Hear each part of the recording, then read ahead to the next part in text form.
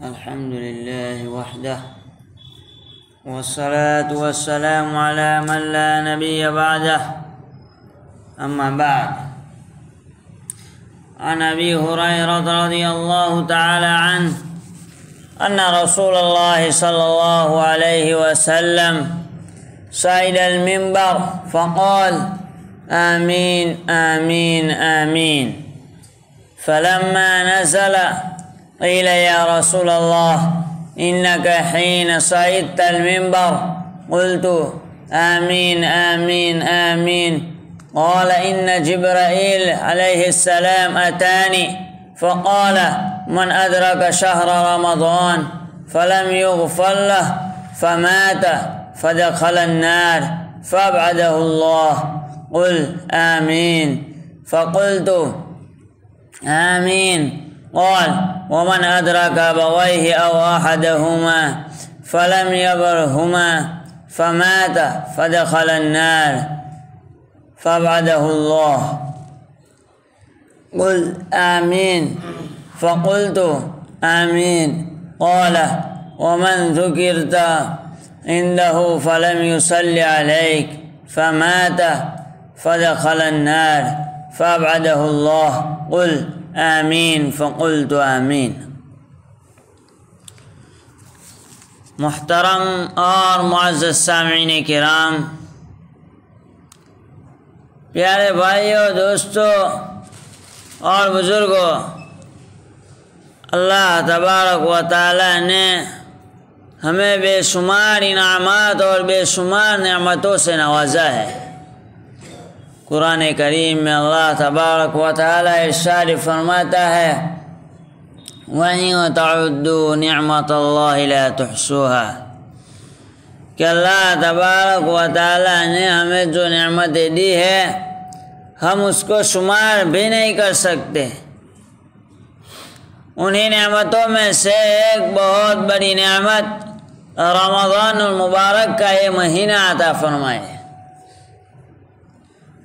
اور اللہ تبارک و تعالیٰ کا دستور ہے جب بھی اللہ تبارک و تعالیٰ کوئی نعمت عطا فرماتا ہے تو اس کے ساتھ کوئی نہ کوئی ذمہ داری بھی ہم پر عائد ہوتی ہے۔ مثال کے طور پر، اگر اللہ تبارک و تعالیٰ نے ہمیں مال لیا تو مال کے ساتھ ساتھ ذمہ داری بھی دی کہ اس کو کہاں خرچ کرنا چاہیے، کہاں خرچ نہیں کرنا چاہیے۔ اسی طرح اللہ تبارک و تعالیٰ نے اگر اولاد دی ہے تو یہ اللہ تبارک و تعالیٰ کی نعمت ہے، تو اس کے ساتھ ساتھ اللہ تبارک و تعالیٰ نے ذمہ داری بھی ہم پر عائد کی ہے کہ اس کی تربیت کی جائے، ان کو دین سکھایا جائے، وغیرہ وغیرہ۔ اسی طرح اللہ تبارک و تعالیٰ نے ہمیں رمضان المبارک کا یہ مہینہ عطا فرمایا، اور رمضان المبارک کا مہینہ بہت تیزی کے ساتھ گزرتا چلا جا رہا ہے۔ اب بہت کم دن باقی رہ گئے۔ ایسا محسوس ہوتا ہے کہ ابھی شروع ہوا اور ابھی ختم ہونے جا رہا ہے۔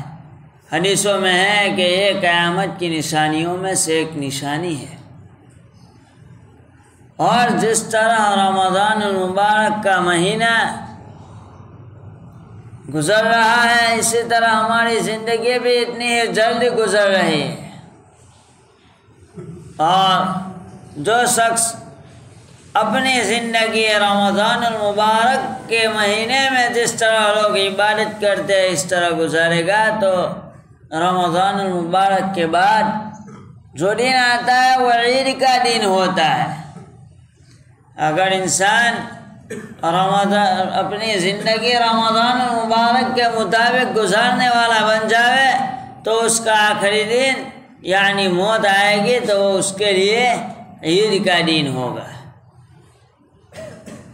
خیر، میں کہہ رہا تھا کہ رمضان المبارک یہ اللہ تبارک و تعالیٰ کی ایک بہت بڑی نعمت ہے، تو حدیثوں میں آیا ہے کہ اگر کوئی شخص رمضان المبارک کا مہینہ گزر جائے اور اپنی مغفرت نہ کروا سکے تو یہ بہت بری چیز ہے۔ چنانچہ ابھی جو حدیث پڑھی گئی اس میں ہے، حضرت ابو ہریرہ رضی اللہ تعالی عنہ فرماتے ہیں کہ نبی کریم صلی اللہ علیہ وسلم ایک مرتبہ منبر پر تشریف لائے۔ جب نبی کریم صلی اللہ علیہ وسلم نے پہلی سیڑھی پر قدم رکھا تو فرمایا آمین، پھر دوسری سیڑھی پر قدم رکھا، فرمایا آمین، تیسری سیڑھی پر قدم رکھا، فرمایا آمین۔ خطبے سے فارغ ہونے کے بعد صحابہ کرام رضوان اللہ علیہم اجمعین نے عرض کیا، اس سے کہ ایسا پہلے دیکھا نہیں تھا کبھی کہ ایسا ہوا ہو۔ تو صحابہ کرام رضوان اللہ علیہم اجمعین کو سمجھ میں نہیں آیا کہ کیا ہو رہا ہے، کہ ممبر کی سیڑھی چڑھ رہے ہیں اور آمین کہہ رہے ہیں۔ تو صحابہ کا مزاج تھا، جو چیز معلوم نہیں ہوتی تھی وہ پوچھتے تھے، نبی کریم صلی اللہ علیہ وسلم سے پوچھ لیتے تھے۔ قرآن میں بھی فَاسْأَلُوا أَهْلَ الذِّكْرِ إِن كُنتُمْ لَا تَعْلَمُونَ۔ خیر بات دوسری طرف چلی جائے گی۔ تو صحابہ کرام رضوان اللہ علیہم اجمعین نے پوچھا کہ ایسی بات سنی جو اس سے پہلے نہیں دیکھی تھی۔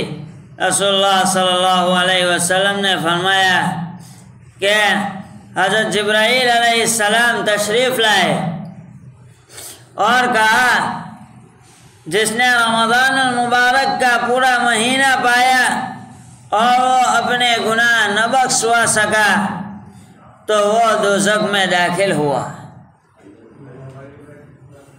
اور اللہ تعالیٰ کی رحمت سے دور ہو گیا۔ بھائی آگے آ جاؤ، ہے نہیں آگے آ جاؤ بھائی۔ ہمارا پورا دین اسلام ہر چیز بتلاتا ہے، بیٹھنے کے طریقے اور بیٹھنے کے آداب بھی بتلاتا ہے۔ دیکھو بھائی، ہم کسی بڑے بادشاہ کے محل میں گئے ہو یا کسی بڑے آدمی کو ملنے گئے ہو تو ایسے بیٹھیں گے، دو ادھر دو ادھر دو ادھر، ہیں؟ یہ اچھا لگے گا اس کو؟ وہ ہماری بات سنے گا؟ بھائی ہم اس ذات کے دربار میں آئے ہیں جو بادشاہوں کا بادشاہ ہے، اور ہمیں اگر اس چیز کا استحضار نہ ہو، ہمیں وہ معلوم نہ ہو تو کتنی بری چیز ہے۔ ہم جب گھر سے نکلے تو ہمیں احساس ہونا چاہیے کہ ہم کہاں جا رہے ہیں، ہم رب العالمین کے دربار میں جا رہے ہیں۔ اور نبی کریم صلی اللہ علیہ وسلم نے فرمایا ہے، حدیثوں میں آیا ہے کہ جو شخص صف اولیٰ میں نماز پڑھتا ہے اس کا ثواب اگر پتہ چل جائے تو لوگ تلواریں لے کر نکلیں گے لڑائی کرنے کے لیے۔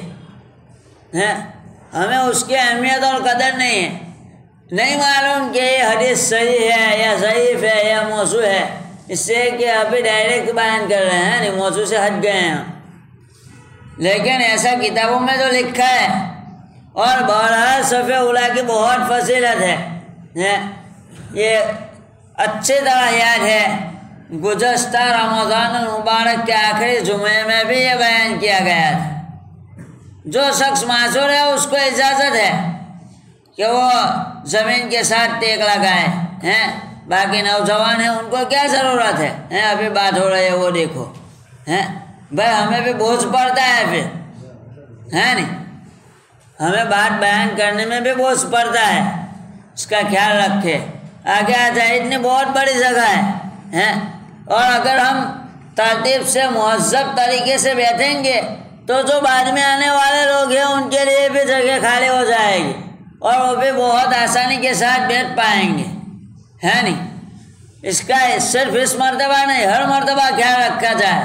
یہ بہت مرتبہ یہ تنبیہ کی گئی ہیں، اور بہت مرتبہ اشاروں کے ساتھ بھی دوران بیان بلا لیا گیا ہے، تو اس کا خیال رکھا جائے۔ چھوٹے بچے تھوڑی ہے جو بار بار بار بار بار بار ایک چیز کہنی پڑے ہیں۔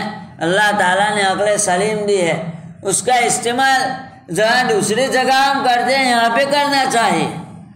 بہرحال نبی کریم صلی اللہ علیہ وسلم نے فرمایا کہ جب پہلی سیڑھی پر چڑھا تو حضرت جبرائیل علیہ السلام نے یہ دعا کی تھی کہ جس شخص نے رمضان المبارک کا پورا مہینہ پایا اور وہ اپنے گناہ بخشوا نہ سکا تو وہ دوزخ میں داخل ہوا اور اللہ کی رحمت سے دور ہوا، اور اس پر آپ صلی اللہ علیہ وسلم نے آمین کہا۔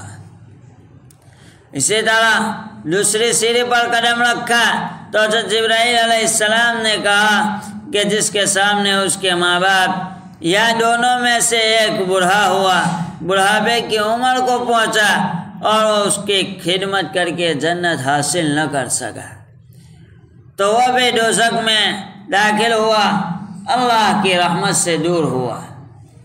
اور پھر جب تیسری سیڑھی پر قدم رکھا تو حضرت جبرائیل علیہ السلام نے فرمایا کہ جس کے سامنے آپ صلی اللہ علیہ وسلم کا نام لیا جائے اور وہ آپ پر درود نہ بھیجے تو وہ دوزخ میں جائے گا اور اللہ کی رحمت سے دور ہوا۔ اس پر بھی آپ صلی اللہ علیہ وسلم نے آمین کہا۔ دوستو، حضرت جبرائیل علیہ السلام جو سید الملائکہ ہے، تمام فرشتوں کے سردار ہے اور تمام فرشتوں سے افضل ہے، اور خاتم الانبیاء سرور کائنات حضرت محمد صلی اللہ علیہ وسلم یہ سید الانبیاء ہے، سید الملائکہ بول رہا ہے، بد دعا کر رہا ہے، اور سید الانبیاء اس پر آمین کہہ رہے ہیں۔ اس کے قبول ہونے میں کوئی شک نہیں ہے، اس کے قبول ہونے میں کوئی شک نہیں ہے کہ رمضان المبارک کا مہینہ ہمیں معلوم نہیں ہے کہ اب ہمیں ملے گا یا نہیں ملے گا۔ یہ جو چند لمحات ملے اس کے قدر کرے، ایسا نہ ہو اللہ تعالی ہماری حفاظت فرمائے کہ ہم اس بد دعا کے مستحق ہو جائے۔ دوسری باتیں تو موضوع سے الگ ہے، والدین اور درود شریف جب بات بیان کریں گے اس وقت بتلائیں گے تفصیل سے ہیں۔ البتہ رمضان المبارک کی جو چند لمحات باقی ہے اس کی قدر کر لیں تاکہ ہم بد دعا سے بچ جائیں۔ رمضان المبارک کے مہینے میں آخر میں عید الفطر آتی ہے، اور یہ ہمارا تہوار ہے، ہر مذہب کا تہوار ہے، ہر دین کا تہوار ہے۔ کوئی ایسا مذہب دنیا میں نہیں ہے کہ جس میں تہوار نہ ہو، لیکن دیکھیے دوسرے تہوار اور ہمارے تہوار میں بھی فرق ہے۔ دوسرے تہوار کیسے ہوتے ہیں؟ فضول خرچی ہوتی ہے جس میں ایسے کام کیے جاتے ہیں جس کا کوئی فائدہ نہیں ہے، اور اس میں دوسروں کو تکلیف پہنچانا بھی ہوتا ہے، جبکہ ہمارے یہاں ایسا نہیں ہے۔ عید ہے، عید یہ عربی لفظ ہے، اس کا ترجمہ خوشی ہوتا ہے، تو عید ہے ہی خوشی، لیکن ہم اللہ تبارک و تعالیٰ کے احکام کے پابند ہیں، اس میں بھی کہ عید الفطر میں کیا کرنا ہے اور کیا نہیں کرنا ہے۔ پہلے تو لیلۃ الجائزہ جو چاند کے بعد کی رات ہوتی ہے، عید کی رات ہوتی ہے، یہ بہت بڑی رات ہے، بدلے کی رات ہے۔ ہم اس کو غفلتوں کی نظر کر دیتے ہیں، گھومنے میں، پھرنے میں، شاپنگ کرنے میں، ہیں تو یاد رکھا جائے کہ یہ اب مختصر باتیں بتلا رہے ہیں، حدیث اور اس پر دلائل نہیں دے رہے ہیں، اس لیے کہ وقت ہو گیا ہے نہیں، بیچ میں دوسری باتیں آ گئی۔ تو یہ لیلۃ الجائزہ ہے، یہ بہت بڑی رات ہے، تو اس کو وصول کرنے کی کوشش کی جائے۔ اور اسلام نے عید الفطر جیسے عظیم نعمت عطا فرمائی ہے، تو اس کا حق ہے کہ اس کو پورے جذبہ دل کے ساتھ، خلوص و شکر کے ساتھ گزارا جائے، اس کے رات کی بھی قدر کی جائے، اس کے دین کی بھی قدر کی جائے، اور اس میں خرافات، لغویات، معاصی اور جرائم کے ارتکاب سے پرہیز کیا جائے۔ میلے میں اپنے بچوں کو جانے سے روکے، ایسا نہ ہو کہ پورا رمضان اللہ اللہ کیا اور جیسے چاند ہوا ہم اپنی اس سے پہلے والی زندگی پر چلے آئے، کہ جیسے گناہ کرتے تھے ایسے گناہ کرنا شروع ہو گئے وغیرہ وغیرہ۔ خصوصاً بچیوں کو گھر سے نکالنا جائز نہیں ہے عید کے موقع پر بھی، ہے نہیں۔ بھائی جو تندرست ہے وہ سیدھے بیٹھے، ٹیک لگا کر نہ بیٹھے، ابھی بیان کیا پھر ایسا شروع، آداب کا خیال رکھے۔ خیر، تو ہم کیا کہہ رہے تھے کہ بچیوں کو رمضان المبارک کے بعد جب عید کا دن آئے گا تو اس میں ایسی اجازت نہیں ہے کہ اس کو بن سور کر تیار ہو کر نکلنے کی اجازت ہو۔ پردہ اور اس کی اہمیت پہلے بتلا چکے ہیں نہیں، رمضان المبارک سے پہلے کے جمعے میں اسی موضوع پر بیان کیا تھا، تو وہ سوچے، یاد کر لے اور اس کا اہتمام کرے کہ ہم معاشی کی طرف دوڑنے نہ لگے، اور عبدیت کا خیال رکھتے ہوئے، بندگی کرتے ہوئے تواضع اور سادگی کے اثرات ظاہر ہو ہماری زندگی میں۔ رمضان المبارک ختم ہو رہا ہو اس وقت ہمارے معاشرے میں عید کے دن کا تصور کیسا ہو گیا ہے، نہ عید کی رات کی قدر ہوتی ہے، نہ ہی دن کو یوم الجائزہ سمجھا جاتا ہے، جن کاموں سے روکا گیا ہے عید کی نماز کی ادائیگی کے بعد ان کو شروع کر دیا جاتا ہے۔ عید کے دن کو انعام الہی کا دن سمجھا ہی نہیں جاتا ہے، لایعنی اور فضول اور غیر ضروری چیزوں میں مبتلا ہو جاتے ہیں۔ عید کا دن جبکہ انعام الہی ہے اور بندہ عیدگاہ سے بخشایا لوٹتا ہے، گناہوں سے پاک صاف ہو کر لوٹتا ہے، نافرمانیوں کے اثرات کو مٹا کر واپس آتا ہے، اور اب یہاں سے ایک نئی فکر کے ساتھ زندگی کے سفر کو شروع کرنے کی ضرورت ہے۔ اور بالخصوص رمضان کے ذریعہ جن کاموں کی تربیت دی گئی ہے اور جن اعمال کو انجام دینے کی تلقین کی گئی ہے ان کو تاحیات ادا کرتے رہنے کا عزم و ارادہ کر اور نیکی کرنے کی ضرورت ہے۔ ہماری عید اصلاح و تربیت کا بہترین نمونہ ہے۔ ہماری عید میں تذکیر و ترغیب بھی ہے، اثار و ہمدردی اور مساوات و غمخواری کا سبق بھی دیتی ہے۔ صدقہ فطرہ وغیرہ ہے نہیں، اب چونکہ دوسری باتیں آ گئی تو جو اصل کہنے کی باتیں تھیں وہ رہ گئی، تو اس کا خیال رکھا جائے۔ اللہ تعالی ہمیں حضرت نبی کریم صلی اللہ علیہ وسلم کے آمین اور حضرت جبرائیل علیہ السلام کی بددعا سے حفاظت میں رکھے اپنی، اور رمضان المبارک کے ختم ہونے سے پہلے ہمیں خلاصی نار کا پروانہ عطا فرما دے۔ وآخر دعوانا ان الحمد للہ رب العالمین۔